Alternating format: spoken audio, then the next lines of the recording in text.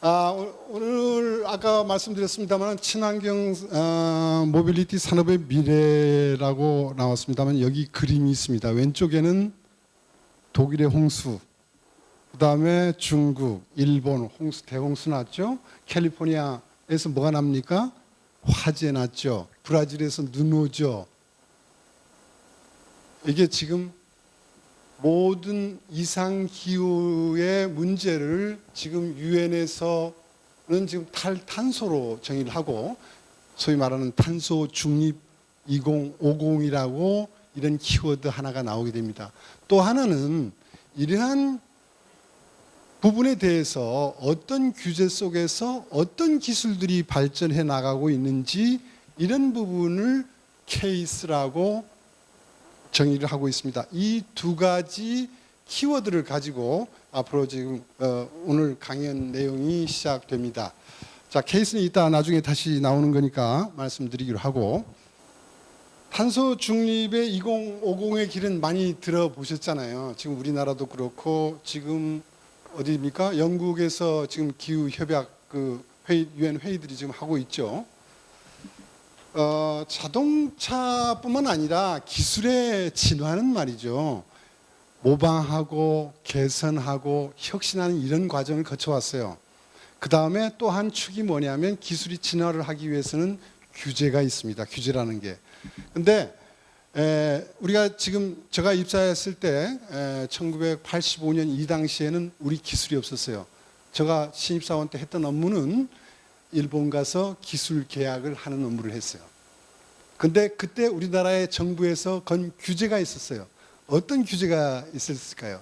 여기 오른쪽에 보면 유럽에서 배출가스 규제, 충돌 안전 규제, 이걸 패스하지 않으면 안 돼요. 그때 우리가 차를 만들어서 팔려면 나라에서 무슨 규제를 했었냐면 국산화 규제를 했어요. 우리가 소위 말하는 CKD라고 해요. 일본의 부품들을 사다가 우리가 조립해서 만드는데 우리나라 정부에서는 이거를 국산화 시켜가지고 관련 부품들을 육성시키지 않으면 안 된다. 그런 의미에서 그런 규제가 발생해요. 그런 규제 속에서 그것을 달성하려고 하다 보니까 우리가 어느 순간에 기술이 자립이 된 거예요. 거기서 우리는 임프루브먼트를 한 겁니다. 그래서 계속 임프루브 했는데 저희 세대는 임프루브먼트까지 했어요. 그래서 600만 대를 넘고 700만 대를 넘고 현대기아가 800만 대를 세계에 파는 단계까지 갔습니다. 그러나 지금 이 시대에 돌아서 보면 그때 우리는 이노베이션, 혁신이라는 걸 못했구나. 우리의 시선이, 우리의 역할은 이것뿐이었고 여러분의 세대, 우리의 후배 세대들은 바로 이노베이션을 해야 된다는, 이노베이션에 대한 부분은 뒤에 설명할 테슬라의 사례를 가지고 설명을 드릴게요. 배출가스 충돌 안전 규제는 컴퓨터라든지 이런 해석 능력이 그런 부분을 사다가 우리가 어느 정도 해결할 수 있었어요. 그러나 배출가스 규제는 이거는 굉장히 어렵습니다. 엔진을 어떻게든. 그래서 배출가스 규제를 둘러싼 어프로치가 두 회사가 세계 1위가 지금 자동차 산업 세계 제1, 2위는 토요타하고 폭스바겐입니다. 그런데 이 사람들이 있으면 싸움이 붙었어요. 독일의 폭스바겐, 독일 벤츠, BMW, 아우디는 우리는 디젤 엔진으로 CO2를 줄일 거야. 이렇게 해서 디젤 엔진을 개발했어. 근데 토요타는 웃기지 마라. 그게 안 돼. 그건 낙스라는 그 질소 산화물이 나와가지고 인체에 치명적인 영향을 주기 때문에 우리는 가솔린으로 가는데 그 하이브리드로 할 거야. 이렇게 싸움이 붙었죠. 그래서 이 승자, 패자는 누구였습니까? 여기서 누가 이겼어요? 토요타가 있습니다. 자, 왜 토요타가 이겼느냐? 여기에 2015년 9월에 디젤 게이트라는 게 발생이 됩니다. 이 디젤 게이트는 어떻게 발생이 됐냐면요. 여러분들과 같이 공부하는 남가주 대학의 대학원생 둘이 있었습니다. 어느 날 폭스바겐 파사시라는 차하고 제타라는 차종을 가지고 지네끼리 만든 측정 설비를 가지고 테스트를 하고 있었어요. 근데 운전석에 앉은 친구하고 오른손 쪽에 조수석에 앉은 친구는 여러분들 컴퓨터를 놓고 그 배출가스 모니터를 하고 있었어요. 근데 아니 지금 그 환경청에 신고한 값보다 10배, 20배가 갑자기 나오는 거예요. 야 이거 우리 설비 지금 잘못됐다. 이게 뭐 잘못됐다. 그래가지고 다시 정비하고 다시 했는데 똑같은 수치가 나온 거예요. 이거를 캘리포니아 환경청에 가서 고발한 거예요. 근데 폭스바겐이 이 미국의 벌금하고 그 다음에 고객들하고 화해금으로 내는 돈이 얼마인 줄 아세요? 30조 원이에요. 30조 원. 그랬고 그 다음에 파리 기후협약이 16년에 있었어요. 이런 영향으로 인해서 유럽은 굉장히 배출가스 규제를 강화합니다. 그리고 파리 기후협약 잘 아시잖아요. 산업혁명 이전 대비 2도, 1.5도의 온도를 내리지 않으면 우리 인류는 다 죽는다. 이러한 개념으로 접근해서 그래서 저 북유럽에 있는 노르웨이가 2025년이 되면 더 이상 우리는 내연기관차 우리나라에서 못 판다. 그 다음에 여기 보세요. 프랑스, 영국 이런 나라들 계속 지금 미국이 캘리포니아 주는 2035년이 되면 내연기관차 못 파는 거예요. 지금 여러분이 타고 계는 가솔린 차라든지 디젤 차는 더 이상 못 파는 거예요. 이게 지금 탈탄소의 가장 중요한 핵심 자동차 업계에서는 이제 그렇게 되는 겁니다. 그럼 한국은 아직 안 나왔어요. 근데 여러분 제주도 가보셨어요? 제주도 한 번도 안 가보셨어요? 제주도는 2030 무탄소섬 2030년 무탄소섬을 선언했어요. 그렇지만 아직 법적 규제로서는 지금 안 되고 있지만 전기차 보급이 그래도 제주도는 제일 많이 돼 있다. 자, 그렇게 이러한 환경 규제가 되다 보니까 디젤 엔진이 유럽에 여러분들이 아까 뭐 인턴하러 가시고 어떤 뭐 이런 여행하실 때 렌트카를 빌게 되면 대개는 디젤 차가 나왔을 것을 지금 생각이 될 겁니다. 이 디젤 차들이 저희들이 다닐 때부터 유럽에서는 50% 이상이 판매됐었는데 지금은 20.5%밖에 안 돼요. 디젤을 지금 그 디젤 게이트로 해서 지금 게임 끝나버렸잖아요. 그 다음에 전기차하고 플러그인 하이브리드란 차, 플러그인 하이브리드 뭐 하이브리드 차는 들어보셨죠? 들어는 보셨죠? 좀 어려운 용역이 있습니다만은 이게 저공해를 시키는 차로서 이 비율이 여기 7.6%, 8.6% 지금 대단히 증가했죠. 중국이 지금 세계적인 이런 탈탄소화의 움직임에 의해서 중국은 9.6%, 유럽은 7.6%, 미국은 아직 전기차가 크게 보급이 안 되고 있어요. 그러니까 한국은 어느 정도 될까요? 이제 뭐 한국에 테슬라도 팔린다, 현대의 아이오닉 5, 기아의 EV6 뭐 이렇게 들었죠. 이런 판매되는 게 올 9월까지 보면 한 4.5%가 됩니다. 그러면 배출가스를 우리가 대응하지 않으면 도대체 어떤 일이 벌어지는데 배출가스를 대응하지 못한 브랜드 메이커는 말이죠. 배출가스를 만족한 업체에 가서 크레딧을 사면 돼요. 아니면 벌금을 내야 돼요. 벌금이 무지무지한 벌금이에요. 벌금은 전체 100만 대를 팔았다. 그 다음에 거기에 오바된 그람 수가 있잖아요. 2g이 오바됐다. 100만 대 곱하기 2g 곱하기 거기에 95유로를 하는 거예요. 그래서 여기 포드, 폭스바겐, 랜드로버 작년에 지금 대응하지 못해서 벌금을 내거나 크레딧을 샀어요. 여기 FCA라고 있지만 피아트 크라이슬러 같은 경우는 일찍부터 테슬라한테 크레딧을 사서 얘네들은 대응을 했어요.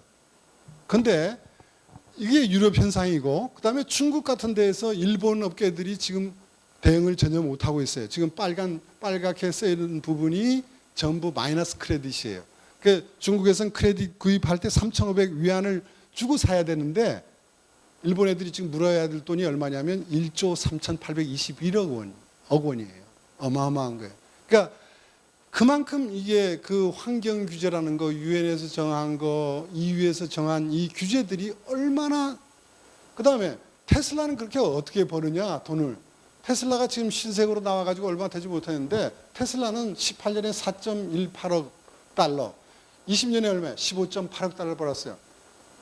이건 얘네들은 전기차만 팔았고 여기에 재료비도 안 들고 이건 다른 회사 아까 피아트 크라이슬러라든지 이런 회사로부터 크레딧 팔아가지고 번 돈이에요. 그냥 이건 재료비도 안 들어가고 인건비도 안 들어가고 그냥 이런 돈이.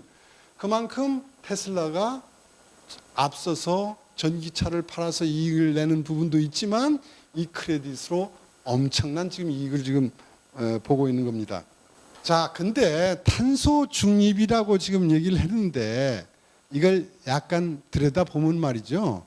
이거는 탄소 중립을 가장한 보호주의의 규제입니다. 이건 다 자국의 이권을 보호하기 위해서 지금 미국이라는 나라는 민간 주도의 이노베이션이라는 그 이노베이션을 일으키는 그런 실리콘밸리로 상징되는 그런 나라였어요. 근데 트럼프 대통령이 우리는 손가락질도 하고 뭘 했지만 트럼프 대통령은 그랬어요. 트럼프 대통령은 저쪽에 디트로이트의 이 지역을 보호하기 위해서 규제를 다 풀어버렸어요. 완화했어요. 오바마 정권이 환경을 보호하기 위해서 세웠던 규제 강화했던 내용을 트럼프는 다 풀었어요. 나 기후해봐 너희들이나 해 해서 탈퇴해버렸어요. 근데 바이든이 대통령이 되면서 이게 다시 180도 바꿔졌어요. 30년에 ZEB 제로 에미션 비클가 전기차나 수소연료전지차를 50%를 지금 판매해야 된다. 의무적으로 이 대통령이 서명을 했어요. 그래 놓고는 또 뭐라고 하냐면 빅3에게 차별적인 우대를 줘요. 빅3가 포드, GM, 크라이슬러. 이 세 회사는 뭘 갖고 있느냐? 노조를 갖고 있어요. 그러나 도요타나 현대, 기아, 미국의 공장을 갖고 있지만 여기는 노조가 없어요. 이 노조를 갖고 있는 데에는 지금 전기차를 구입하면 미국에서 7,500불을 지원해 주는데 4,500불을 더 지원해 주겠다는 거예요. 그럼 도요타하고 현대, 기아는 아무리 싸게 만들어도 4,500불을 극복할 방법이 없어요. 엄청난 차별을 해야 되죠. 그 다음에 27년부터는 수입 전기차에 관세를 부과하겠다는 거예요.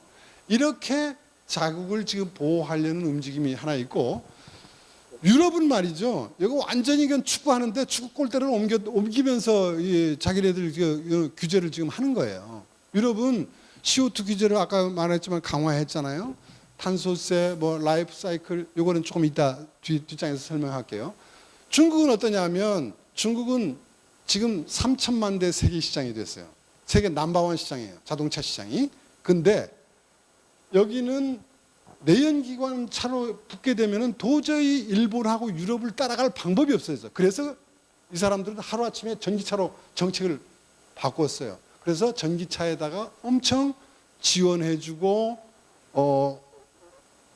또 규제는 뭐냐면 외국 기업, 우리 삼성이나 LG가 들어가서 배터리를 만들면 지원 안 해주고 자기네들 업체들만 로컬 업체들만 지원해주는 역차별하면서 엄청나게 전기차 시장을 키워놓은 데가 중국이라고 할 수 있습니다. 자, 그러면 아까 그 축구 골대를 옮기는 유럽은 도대체 어떤 규제를 노리는지. 유럽의 규제를 강화했어요. 저쪽 그 북방부에 얼음이 녹게 되면 그 유럽 가보신 분들은 알겠지만 그 해발이 굉장히 낮잖아요. 네덜란드는 여기고 다 물에 잠길 것 같으니까 제일 걱정이 되니까 규제를 강화한 거예요. 근데 강화했더니 무슨 일이 벌어졌냐면 독일 정부 같은 경우는 9,000유로를 줘요. 전기차를 사면. 그 다음에 폭스바겐에 전기차를 팔면 돈을 벌 수 있냐면 지금 돈을 못 벌어요. 배터리 그 가격 때문에. 그래서 이익을 보는 놈들은 누구냐 했더니 동아시아에서 있던 중국의 CATL, 한국의 LG 배터리, SK 배터리, 얘네들, 일본의 파나소닉, 얘네들이 돈을 벌어버리는 거예요. 그러니까 유럽 입장에서는 뭐야? 골대를 지금 이렇게 옮겨놨는데 돈은 엉뚱한 놈들이 와서 버는 거예요. 그래서 얘네들이 만든 규제가 라이프 사이클 어세스먼트, LCA 규제라는 거예요. 이거는 뭐냐면 지금은 자동차를 사는 순간 운전할 때 나오는 배출량으로 규제를 했지만 앞으로는 그 재료서부터 그 배터리 만드는 공장에 들어갈 때 그 나오는 CO2라든지 이런 모든 것을 전 과정에 걸쳐서 규제를 하겠다. 이렇게 법을 이제 다시 강화한 거예요. 왜 그러냐면 유럽 애들은 화력 발전을 폐지합니다. 전부 다. 화력 발전을 여기 나온 것처럼 다 이제 폐지합니다. 그 대신 유럽이 장점이 뭐냐면 재생에너지예요. CO2를 배출하지 않은 태양열이라든지 또 뭐 있습니까? 풍력발전소. 이런 발전소들을 갖고 있기, 그 비율이 높기 때문에. 근데 한국이나 일본이나 어디에 중국은 뭐가 문제냐면 화력발전소가 너무 많은 거예요. 우리나라는 원자력이 있는 것도 없애버려요. 프랑스는 재생에너지 원자력까지 포함하면 90%가 됩니다. 거기서 그러니까 이런 재생에너지를 사용하지 않고 그냥 배터리를 만들게 되면 CO2가 이만큼 나와버리는 거예요. 그러면 유럽에 들어가서 팔지를 못하는 거예요. 우리 여기 한국에서. 그래서 우리나라 보세요. LG라든지 중국의 배터리, 일본의 파나소닉 전부 유럽의 배터리 공장을 거기 가서 세우는 거예요. 그런데 이렇게 또 법규를 해놨더니 중국도 오고 한국도 일본 업체들도 유럽에다가 배터리 공장을 세웠는데 또 유럽 애들이 걱정이 되는 게 있는 거예요. 지금 말이죠. 배터리에서 가장 중요하게 들어가는 게 들어는 보셨는지 모르지만 니켈, 코발트, 망간 이런 것들이 있습니다. 이런 원재료들이 40년이 되면 20배에서 현재 20배에서 40배가 되는 거예요. 그게 필요량이. 근데 이놈의 광산권들을 누가 다 가졌냐면 중국 애들이 갖고 있는 거예요. 저 코발트라는 나라는 세계 생산량의 70%가 어디서 나냐면 콩고 민주공화국에서 나와요. 그런데 거기에 콩고 민주공화국에서 그거 개발하라고 그 아동 착취하고 막 이런 문제가 있었잖아요. 그러니까 이런 거를 이제 중국세가 이렇게 다 해가지고 잡아 흔들까봐 유럽 애들이 또 뭘 했냐면 배터리 리사이클. 배터리 다 쓰고 난 다음에 그 다 쓴 배터리에서 꺼내가지고 그 니켈 코발트 망가를 다시 써야 돼. 이런 법규를 만드는 거예요. 그건 결국 뭐냐면 중국을 견제하기 위한 거예요. 그렇게 해서 배터리 공장에다가 리사이클 공장까지 유럽에 만들려고 지금 유럽 애들이 지금 만든 겁니다. 자, 이렇게 해서 탈탄소의 흐름을 좀 정리를 했고 지금은 이제 조금 기술적인 거 100년 만에 자동차 대변력하는 부분에 대해서 말씀을 드리겠습니다.